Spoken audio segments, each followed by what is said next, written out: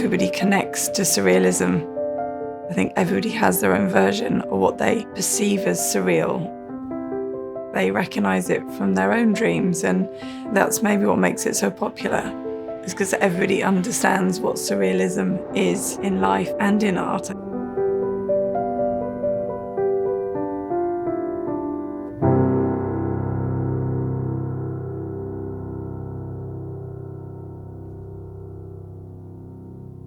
My name's Shona Heath and I'm a set designer. I design sets for the fashion industry, for photography, for film, for fashion shows. People often talk about my work as if it's fairy tale-like. I feel more comfortable with surreal because I often think the ideas come from trying to execute a tipping point where reality becomes fantasy. This is my studio. It's where I work probably 60% of the time. The idea stage really starts in this place. I've been here for 20 years, and to me it feels like home. The first book that I bought with the art prize I won at school, these elephants with the spindly legs, to me this is just absolutely imprinted in my artistic DNA, in my brain. Surrealist references always slip in because it's sort of where my mind wanders in a surreal way. And this obviously is a bread aeroplane. And to me, this has the humour of what I love in surreal art.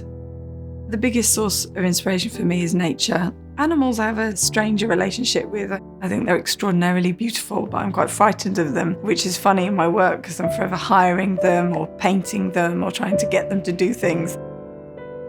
So as you see, there is blue hair. The rabbit thing is actually a fascination with an artist and illustrator called Kit Williams, who wrote a very famous book called Masquerade. I think it was the first time I remember feeling physically sick looking at something because I loved it so much, visually. I think art has always been part of my life. Everything I've ever been shown, I can remember like a photographic image of each piece is in my head. So I think I've been storing art since I was a child. I became a set designer really by default. I didn't know it was a career. I studied fashion and textiles and I learned to draw really well and use colour really well and worked in studios. And I had the opportunity to do a work experience with a company who did costume design for pop videos. Instantly fell in love with that industry. And then I had a good friend who worked at Days Confused at the time, and I said, I'd like to do a set. I've got this idea. My mum used to make me these paper sculptures when I was a kid, and I want to make big ones. She was like, yeah, great, let's do that. And then the work rolled in and everything snowballed into something else. I have worked with Tim Walker for 20 years now and it's always magical. We have an extremely close relationship and share these sort of visual reference points. The Wonderful Things show at the V&A that I designed the exhibition for shows a retrospective of his last 20 years of his photography. This is a really special project that I worked on with Tim Walker, based on the works by Hieronymus Bosch. The sets were inspired by so many things, and the surrealist artist TANGUY, I'm 100% positive, was looking at Hieronymus Bosch and the architectural sculptures that he drew, obviously from his fantasy.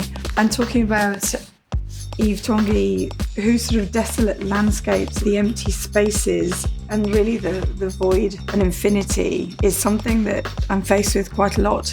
And sometimes it's very intimidating. You walk into an empty, huge space with not even a horizon line, and it's my job to make everybody believe there's a world there so that models, photographers, people can walk in and believe they are in somewhere different.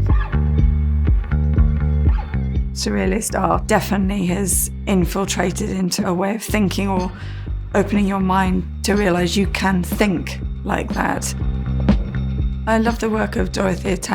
I love the sculptural work she does, the soft sculptures, the sort of morphed bodies and the limbs sort of twisting and turning, somehow quite gentle.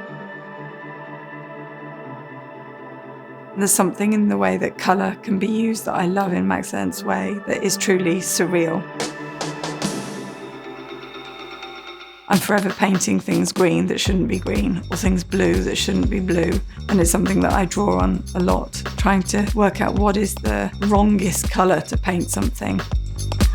I find the Picabia painting with the multiple eyes is something that I often try representing in my work. This is one of my favourite pictures that I made with Paolo Versi, and this photograph actually we shot in complete pitch black, and he lit it only with torches. And this reminds me of the Picabia painting and these double eyes, the idea of more than one set that gives the illusion of them blinking. That chemical pink and grass green, to me, really does something. It resonates with me and it sort of hums, and with the eyelids, they sort of flicker and flutter. And I've always loved when fabric becomes almost solid, but it's fluid. This is some of the fabric that I used in this shoot. The movement in Surrealist painting, I love the way that moving fabric is painted static. Like in Kay Sage's work, these flowing fabrics become actually solid sculptures. They're moving, but they're still. It's reality, it's fantasy. I think everybody's always looked at things for reference, whether it's nature or art or design. Surrealism is a contrast between a few things, a clash or a pivot point where they don't normally sit together. So it's a constant source of inspiration for me and a way of thinking, and therefore will always come through in my work.